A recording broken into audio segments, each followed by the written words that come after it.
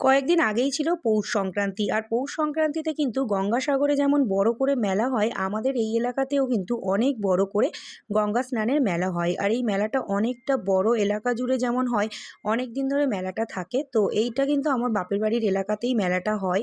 সন্ধেবেলা যেহেতু অনেকটা ভিড় হয়ে যায়, সেই জন্য আমরা দুপুর দুপুর খাওয়া দাওয়া করে বেরিয়ে পড়েছি মেলা ঘুরতে। এখানে লাইট বিক্রি হচ্ছে আর আমার বর লাইট কিনছে। তারপর আমরা চলে এলাম পাপড়ি চাট দোকানে। আমার ছেলে বায়না করছিল ও পাপড়ি চাট খাবে। তো তারপরে আমরা পাপড়ি চাট কিনে ৩ জনে মিলে পাপড়ি চাট খেয়ে নিলাম। যেকোনো মেলাতে তো নতুন জিনিস পাওয়া যায় ঠিকই, কিন্তু পুরনো জিনিসও মেলায় পাওয়া যায়, এটা কি কখনো শুনেছ? হ্যাঁ, আমাদের এই গঙ্গা স্নানের মেলায় পুরনো জিনিসও পেয়ে যাবে। তো যাই হোক, তারপরে আমরা কিনে নিলাম এই ফুলের টবগুলো, কয়েকটা ফুলদানিও কিনেছি। তারপরে এই দোকান থেকে কিনে নিলাম কাঁচের প্লেট, গ্লাস আর একটা ট্রে। তারপরে বাড়ি এসে চাউমিন আর রোল দিয়ে ডিনারটা করে নিলাম। আর কিছু